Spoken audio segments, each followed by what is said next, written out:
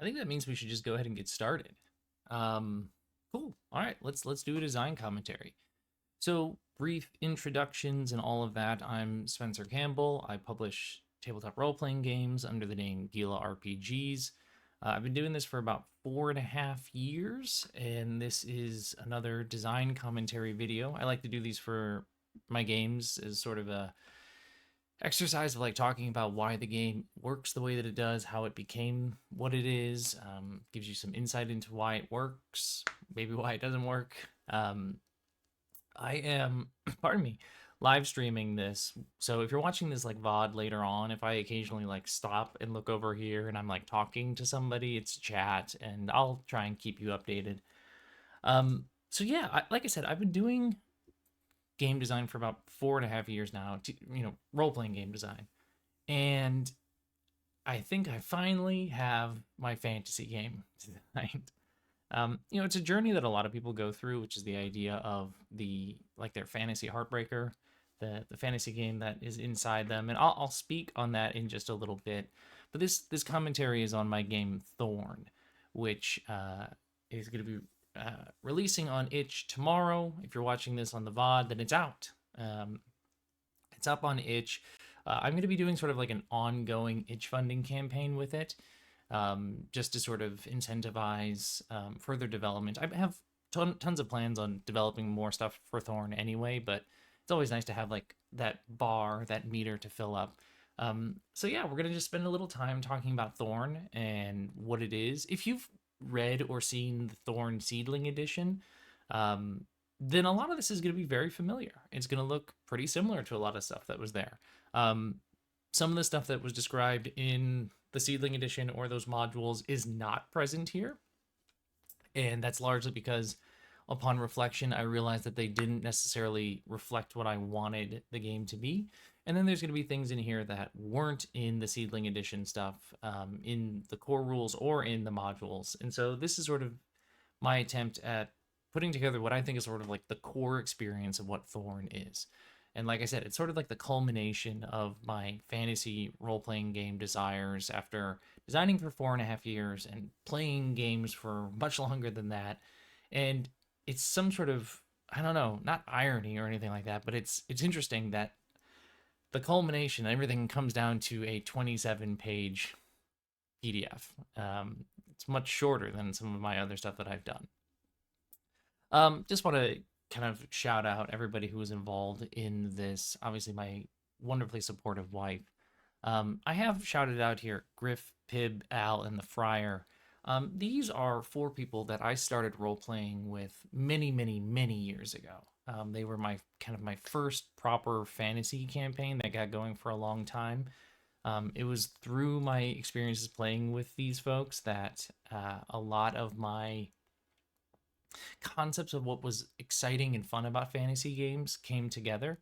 Because we were playing with other rule sets and things like that, and some things worked and some things didn't. And this game is sort of a love letter to a lot of the stuff that we worked on or that we played together a long time ago, and how I've changed since then.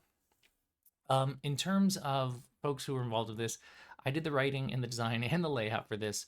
I will shout out Clayton Notestein, who created the classic Explorer template, which is like the layout template that I use for this. You've probably seen it used in a bunch of other things, so huge shout out to Clayton. Mike Riemann, my best buddy, did the logo for Thorn, so I'm going to put that back up here just to kind of gawk at it for a little bit more. I think it's simple, but it's like so exactly what I want it to be. Like it's just very good. It's very Mike. Um, there's also some interior art that you'll see in here that was done by Galen Pajot. I hope to get more of Galen's art in the book and other things related to Thorn in the future. That's all part of that itch funding stuff. This isn't a Lumen game, or this is a Lumen game. It's an illuminated by Lumen 2.0, which I'll talk about when we get into sort of the core mechanics. And yeah, that's me. I did it. I put a table of contents in here. I'm so proud of myself for doing that. So yeah, I have an author's note here, which is just sort of me talking to you, the reader, about how this game came about, what exactly it is, and how it's changed a lot over time. when I was actively developing it and when I wasn't actively developing it. Um, I think it's an interesting game that has come together here. The three things that I keep kind of talking about whenever I talk about Thorn is that it is diceless, it is healthless, and is classless. So there's no dice involved. Characters don't have health. Certainly, enemies don't have health, and your characters don't have classes.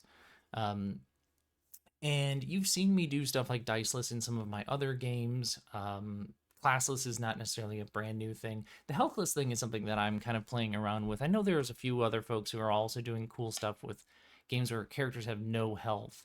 So it's fun to kind of be in that space. I like to think of this game as almost sort of like an OSR game. In my very limited understanding of what the OSR actually is, um, when I think of OSR games, I think about games that emphasize player skill, and rulings, not rules, right? So it is about players at the table understanding what to do in a given scenario, be it a puzzle that they have to solve, a problem that they're trying to overcome. It really leans on to the concepts of like creative input from the players, which I think is really important. And then that concept of like rulings, not rules. So not having a bunch of hard and fast rules, but instead having some guidelines that will kind of get you through it. Diceless, because I truly don't think we need dice in order to tell stories, and classless, which I've mentioned here, was really hard for me to do. If you've seen some of my previous stuff, you know that I very much like to design in the space of things having classes. Your distinct package of what your character is with a suite of powers or abilities or things like that that are very thematically themed, leaning into what that class is all about. And so by not having classes in this, it's very weird for me. But I think it's ultimately the best fit for what Thorn is supposed to be. We'll talk more about what this healthless puzzle solving stuff looks like in a bit when we get to the fantasy stuff or in the combat stuff. I think kind of just the last thing I want to mention here before we dive into the game itself is that this is the game that I think if I wanted to sit down and actually run a fantasy game, this is what I would want to play. And I know that's something that like people say all the time is design the things that you want to play, and I think this is it. I think ultimately, if I was to sit down with my friends and play a role playing game, I think it would have sort of the core concepts that are seen here in Thorn of classless, diceless, healthless sort of role playing. A lot of vibes, a lot of creativity, and just collaborative storytelling. So yeah, that's kind of the author's note. This is just a little background on what the thorns are or where this sits in my setting. This does like pretty overtly live in my Oberyn setting and in the sort of the timeline and of that. For those of you who are Gila nerds and track this sort of stuff, all of my games take place in the same place.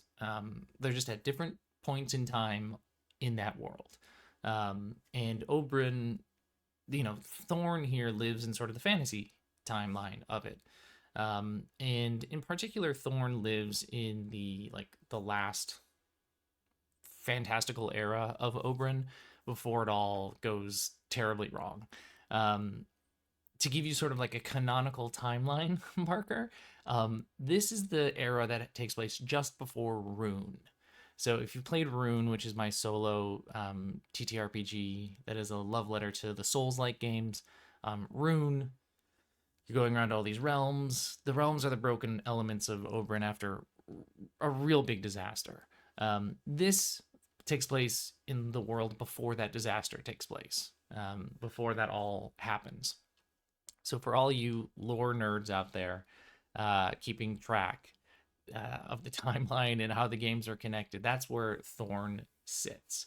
And the thorns themselves are the sort of the adventures of this space, and you'll see it later on. But essentially, thorns are individuals who carve these masks out of trees that grow over the corpses of the gods that used to live on Oberyn, and those trees sort of infuse some sort of power into the thorns, transforming them over time, but also giving them kind of cool talents and powers and things like that.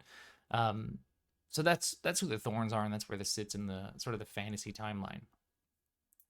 Um, so yeah, just sort of to hammer home the principles of Thorn here. It's a diceless game because I don't think you need dice to tell stories. I think that's hard for a lot of people, um, especially if that's just sort of how you've always played role playing games, is to have stories kind of dictated by dice. And that's totally fine if that's your preference. But for me, I've done enough work with improvisers and things like that that you don't need randomness to be able to tell an interesting story and to have conflict in that story. Um, Stories are kind of told together, so it's about building things together. Um, the game is full of holes, and this is something I want to kind of talk a little bit about because it goes back to that OSR thing of like rulings, not rules. For me, I I used to worry a lot about having like mechanics for like a lot of things to make sure that everything was shored up, and that just comes from originally playing games that had many more mechanics to them, to sort of that sort of assumed that you need mechanics for everything. Um, and more as I designed things, there were fewer and fewer instances where I decided I wanted to try and fill every single hole. Instead, I leave massive gaps now in my games, because I think this is an opportunity for you to inject yourselves into the game. The game, I write it, I hand it to you. It's no longer in my hands anymore. It's in your hands. And so I want you to feel like you are part of that experience. If I'm saying that it's all about collaborative storytelling, then it also should be about sort of collaborative game design. And so I really do sort of embrace the idea of just leaving these holes. Now, obviously, if you leave holes and the game is unplayable, that might be a problem, but I think it's pretty playable. Um, this also is a game that obviously emphasizes that the GM is not all powerful, and the gods of Oberyn are dead anyway, as I alluded to. So you can't be God. God's dead. Okay, so how does this game actually work? Well, it's a Lumen game. So if you're familiar with my Lumen games, Lumen was originally a love letter to the power fantasy action RPG or even like looter shooters. It was certainly inspired by games like Borderlands and Destiny and Diablo and Overwatch and things like that, where you were a character that has like a small suite of powers that you're very good at, and you can kind of just do those things over and over again. And as a result, you didn't have like these massive skill lists. Instead, you just had three approaches. And these sort of, rather than saying what you can do, it's more about how you're doing things. And so this, as a Lumen game, has that same sort of core mechanic.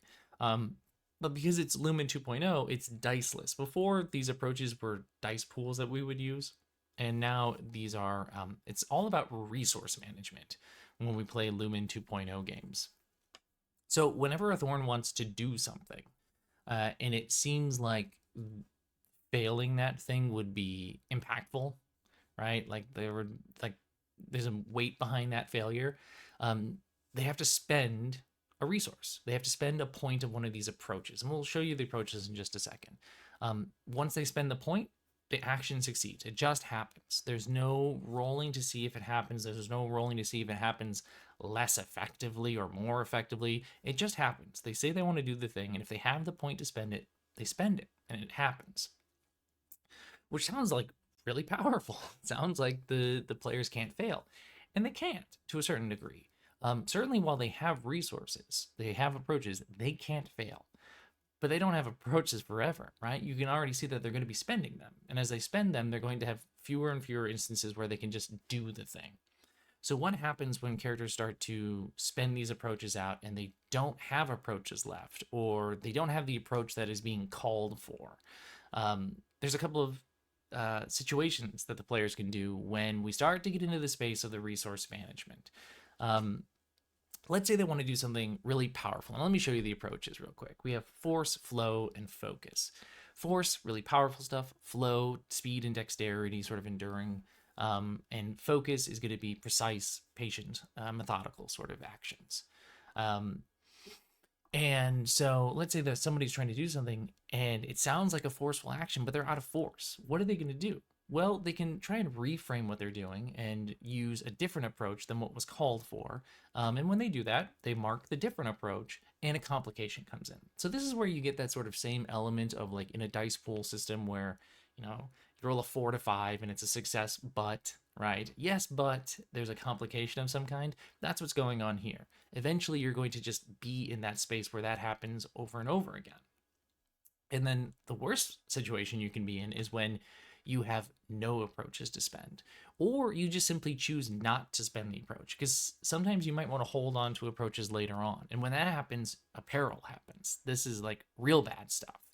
You might think of these as major and minor complications or something like that. So if a Thorn ever tries to do something and they have 0 in that approach and they can't do anything about it, problems are coming their way. But it also could be a strategic element where Thorns decide not to spend approaches in certain situations, taking on perils because they think like they're in a position right now where they could handle that, and they don't want to be a position later on in the mission or quest or whatever it is that they're doing where they need those approaches. So there is strategy to this. It might seem very simple where things just happen because you say they happen, but there is an element of decision making and thought that goes into deciding when and how you're going to spend these approaches. Like I said, these are the approaches: force, flow, and focus. So they're not skills, right? It's not your ability to convince somebody to do something or to be agile or anything like that. To use the idea of convincing somebody, if I were to sort of like yell at them or like try and scare them into doing something, that's using force, right? As opposed to trying to like quick talk them, like just kind of trick them, essentially. That would be flow. Or if I were sort of like lay down the facts and try and logically explain to them why they should do something, that would be using focus. But you can also imagine those approaches being used for all sorts of different things. Various physical tasks, emotional tasks, social tasks, things like that. So those are the resources that your Thorns are going to have. And that's primarily what you're going to do when you're outside of combat. A couple of little things to note about the core mechanic. One is GMs might be interested in like demonstrating that something that the Thorns are doing is really difficult. And in those instances, they might ask for more than one use of an approach to get used, like 2 4s, which is like a big deal. This should be used sparingly. You should not be doing this a lot if you're the GM, but you should do it when the Thorns are trying to do something that you want to like highlight to them is very hard or very difficult or very risky for them to be doing it in the first place. And Thorns can either spend those approaches on their own, or this also opens up the opportunity for them to help each other, right? That they can contribute approaches to a situation and pool things together. You could also interpret this as using combinations of approaches, such that maybe it's not just like a really forceful action, but it feels like it fits the vibe of having like force and flow based off of what the Thorn is describing. This is an opportunity for you to sort of chain approach spending. But again, the approaches burn pretty quickly, and so you don't want to use this a lot. Use this as a means of saying like, what you're doing is challenging. The other thing to sort of note about the core mechanic is the role of tools, which are one of the types of equipment that the Thorns carry with them, and how they interact with the core mechanic. One is that you might not be able to do any, like even attempt a certain action without having the right tool in the first place. And so you can't even spend the approach to do the thing because you need a certain tool to make it happen, right? You try and climb some sort of castle wall and you don't have anything that helps you climb things, like not even rope, you might not even simply be able to do it. You want to try and burn something down and you have nothing on your person that would help you burn things, you might not be able to do it. So having the tool gives you the opportunity to spend the approach in the first place. The other way you can think about it is that the tool might simply then remove the need to use the approach. So if somebody has something, maybe if they didn't have the tool, they would have to spend an approach because they're not prepared. They don't have the right materials for what they're trying to do. Or they have the tool, and so they don't have to spend the approach when they normally would have. This is a way to reward players for planning ahead and for them to sort of think about, okay, who's carrying what, who's got what on them, especially when it comes to these tools. This is to try and emphasize the importance of things that are non-combative as part of the thorns, like the non-combat stuff, is equally important as the cool combat stuff that they have as well. So yeah, moving along, like I said, you to become a thorn, you have to carve a mask from Godswood, from these trees. And here's an excellent piece of thorn art from Galen. It was the first thorn that was drawn, and it's still my absolute favorite. So when you have a thorn, your thorn is made up of a very small bundle of things. You have the approaches that we just talked about, and then you have stuff. You have talents, tactics, and gear. And these things will change over time. So again, you don't have a class, but instead you're just kind of made up of this hodgepodge of things that you sort of decide are important to your character over time. When you're making your thorn, you set your approaches. So this is where you're setting the resources. So you might like put a bunch of points into one approach and not as many into another, which means you're really good at some things and not as good at others. You set your load. Load is just how much stuff you can carry. You can adjust this a little bit during character creation. Choose your starting gear. We'll show you what that gear is in just a second, but you have stuff. You have a weapon, a relic, and a tool. And we already mentioned already what tools get you, and so we'll talk about weapons and relics soon. Tactic and talent. These are these cool little powers and narrative boons that you have, and then a little bit of description of who you are. We'll talk about like the Brier and all that when we get to it. So yeah, we'll talk about equipment and all that in a second, but tactics and talents, these are the powers and abilities that your Thorn has, that are either like overtly mechanical or very narrative. The narrative things are the talents.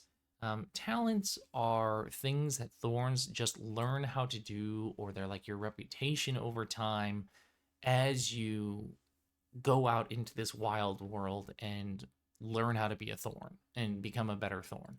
These do not have like strong mechanically clear outcomes.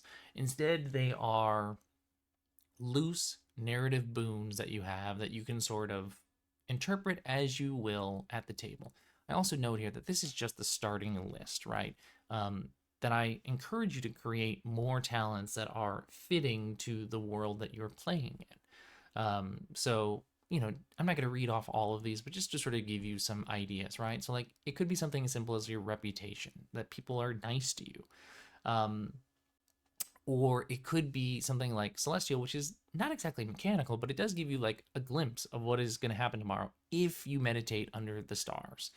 Or as long as the sun is in the sky, you cannot be ambushed. So some of these have slightly more like mechanical chew to them, some have slightly less, but none of them have like anything remotely linked to like the approaches or anything like that. They are there to be interpreted by the table. So you choose one of these to start. Tactics are your abilities that you use in combat. Tactics can only be used once per fight, so you have to be kind of smart about when you use them. And they don't require you to spend approaches. They just happen. But they are limited. They are a resource, just like your approaches, in that they only happen once per fight, and you choose when that's going to happen. You can use tactics more than once. It's just every time you do, you take harm. And we'll talk about what Thorn harm means in a little bit. But these have a little bit more mechanical chew to them. They're more defined than the talents, right? So like Rally, you choose 2 Thorns. During their next turn, they take an extra action. That's mechanically very clear what it can deal, or what it can do. Deal harm with your weapon to a number of enemies equal to your force. And it says up here that if a tactic refers to a current approach, it refers to your current maximum value. So if I've got 3 force as my like max value, then I can just suddenly hit 3 enemies, which is really powerful, but I can only do it once. So these are these helpful little one and done powers that are really helpful. The one I want to kind of highlight here is Study, which allows you to learn the defenses of an enemy. That'll be important when we get to the sort of the healthless aspect of the game.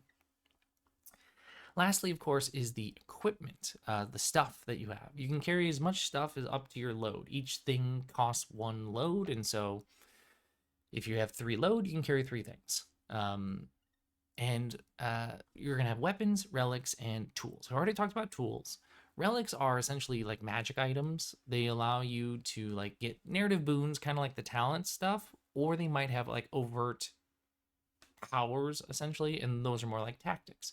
The thing that differentiates relics from talents and tactics is that there's no kind of limit to them. Like with in tactics, or tactics in particular, I realize it says talents right here. Relics can be used more than once in a fight. Here's the starting list of equipment. This is not all the equipment. There's more at the end of the book that is stuff that is like things that your Thorns can go seek out. And I highly encourage the GMs to make more magic items. Like, magic items is the fun part of fantasy role playing games to me. This is just sort of a representation of the stuff that I think Thorns would be able to start with. And then you are encouraged to sort of create more stuff that they would find with time. As you can see, the weapons don't have anything about them other than a range, and all of them say far or close. At least this set of them does. Here's our tools, and again, notice that these don't have mechanics to them. They're just sort of giving you a vibe of what that tool does. A hidden shelter, a simple trap, having rope. You simply can't leave home without it. And then there's the relics, and the relics are going to range then in the more the like talent section, where it's interpreted based off of vibes, like the eternal sapling, when planted, will rapidly grow a forest over a day's time. And then some that are like overtly much clearer, like after each fight, recover any approach +1. This is a way that you can start getting those resources back. So this is sort of a list of magic items that you have access to as a Thorn. Here's our second Thorn piece of Thorn art. I love this art. I mean, I love all the art that Galen does. It's just so good. So how does combat work in a game that doesn't have health? Well, actually, relatively simple, as you might expect. First things first is this is a game that uses sort of theater of the mind. Relative distances, so close, near, and far. Those are words that I've used in a lot of my Lumen games, so I continue to use them. Close, essentially, you're fighting in melee. Near, short, sprint away. You can get to them with a move action. And far is further away. The turn order, basically, Thorn axe, any Thorn axe, then an enemy axe, then a Thorn axe, then an enemy axe, back and forth until all the Thorns have acted. That's a round, and then the next round starts. We track rounds and turns in this just because some relics and tactics and things like that are linked up to turns and rounds. And so that's why we care about a turn order here. But it is very much the Thorns getting to decide the order that they want to go in, and they can change every single round. On their turn, a Thorn can do any two things. Doing things, acting, can be moving, and when you move from one range to another, so close to near, or near to far, or far to near, near to close. Or you use any of your stuff. You use a weapon to hurt an enemy, to deal harm to them. You activate a relic, which does a thing, depending on what the relic does. You activate a tactic, which does a thing, depending on what the tactic is. Or you spend an approach. This is just as if you were doing the core mechanic that was described earlier, and this is done when you want to try and do something in combat that doesn't fit the role of a relic or a tactic or a weapon or something like that. You should always have the conversation with the GM first of whether or not it makes sense what you're trying to accomplish, but then they'll call for the approach to be spent just like anything else. And you can do any two things. You can do the same thing twice. You can do them in any order that you want. You get to do two things. Enemies can move and take one action on their turn. Enemies will have a list of actions, and that you'll see in the example actions here and also in the enemy section that it's very vibes based. None of them will overtly say deal harm. They will say does this sort of thing. And the GM interprets whether or not that action is something that is going to hurt a Thorn or create some sort of complication or challenge. And you'll see later on when we talk about enemies that that's the more interesting thing, is to not harm the Thorns, but to give them weird challenges or obstacles that they have to face in the fight now. Harm is a very explicit word in this game. It means that you are trying to kill something. Thorns primarily get sources of harm from their weapons. Weapons harm enemies. Some relics deal harm, and some tactics allow you to deal harm. And here's the really important thing. Pretty much every enemy dies from a single source of harm. You decide to harm it, it's dead. It's going to be dead. Most enemies are going to die that way. And that comes from the idea that I've just become less interested in tracking enemy HP. I just think it's more interesting if you fire the arrow and that goblin falls. You swing your sword and that weird bug monster dies when you do it, rather than, okay, I gotta swing the sword and then I gotta roll damage and I gotta see how much harm I deal and then I gotta do it again. We gotta do it X number of times. I want you to be constantly moving forward in the fight. And that means enemies are just falling when you decide to use them. Use your weapons and your talents and your tactics and all that sort of stuff that allows you to deal harm. Now that might be boring to you. You might think, wait a minute, everything? Well, not exactly everything. Some enemies have defenses, and defenses are these little checkboxes, essentially. These are things that you have to overcome in order to make that enemy vulnerable to being killed by a single source of harm. So defenses vary wildly. Here are just some examples, and you'll see the examples in the enemy section are like even more specific and different than this list. And I think this is honestly kind of like some of the most fun for the GM is thinking about, okay, this little specialist enemy that I'm designing here, this sort of like leader of this troop or this slightly more dangerous enemy, I want them to, I want to give them a little more oomph behind them. And this is where you introduce the defenses. And it's up to you as the GM to make sure that you're sort of describing the defenses, not overtly, but like making sure that the Thorns learn that this is an enemy that's not going to die from a single attack. And this is the puzzle. This is the puzzle problem-solving mechanic of combat.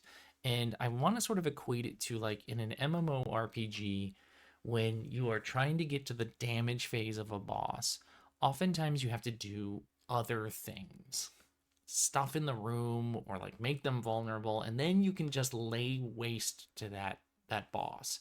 And that's what this is essentially, is the Thorns need to figure out, how are we going to overcome these defenses? What are the defenses in the first place, and how are we going to take them out?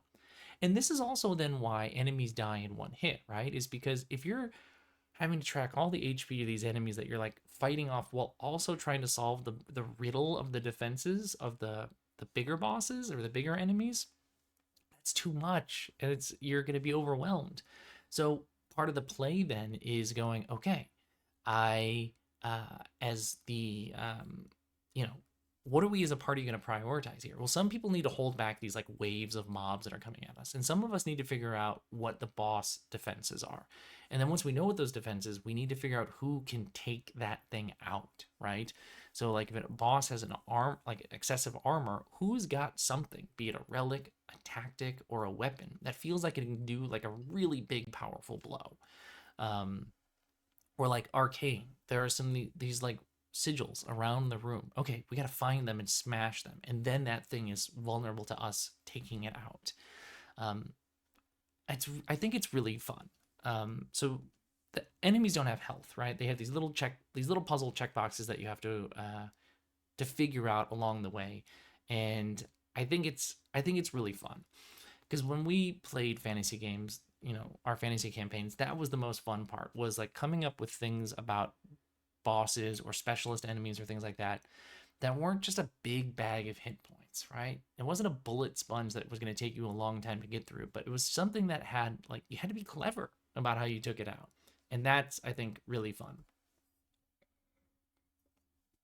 What about Thorns? Because they don't have health. So enemies can harm Thorns, and when that happens, they lose the maximum value of one of their approaches. It goes down one for this current, session that they're in. That can mean losing uses along the way. If a Thorn ever hits 0 on everything, they're dead. unless you're a table that doesn't like character death, and then you can kind of play around with it. But these approaches are going to start going down. So now that's also playing back into the resource management outside of combat. Is we got to get through this fight fast because this is going to tire us out, right? Now, when you take harm, it actually has a mechanically interesting impact on you. It's not just my HP has gone down and it doesn't mean anything until I hit 0.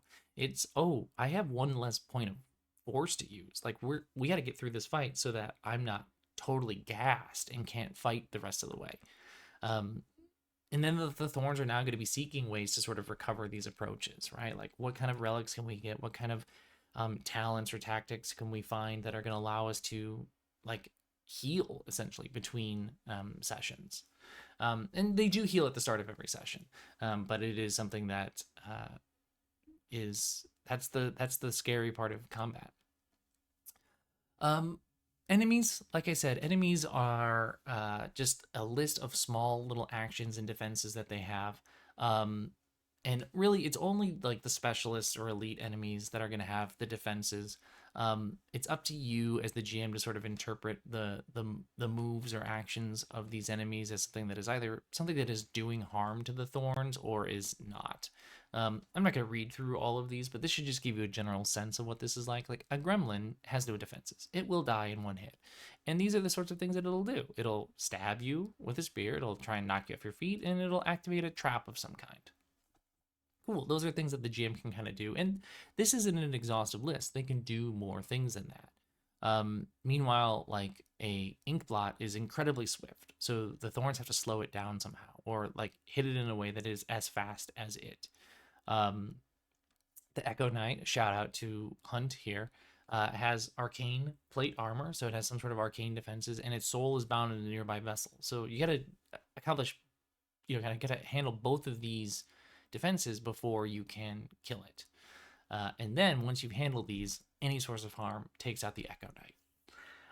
So yeah, this is just sort of a general sense of what these enemies are like. And it's a fun opportunity for the GM to play in that like creative narrative space in how the enemies act. They are not beholden to certain actions, and they can only thus do these one or two things that are like very mechanically defined, but they are encouraged to be as interpretive, bringing as much interpretation to what their character is doing as the Thorns are, because the Thorns have to be really creative to overcome the defenses. So let the GM have the same fun with the enemies.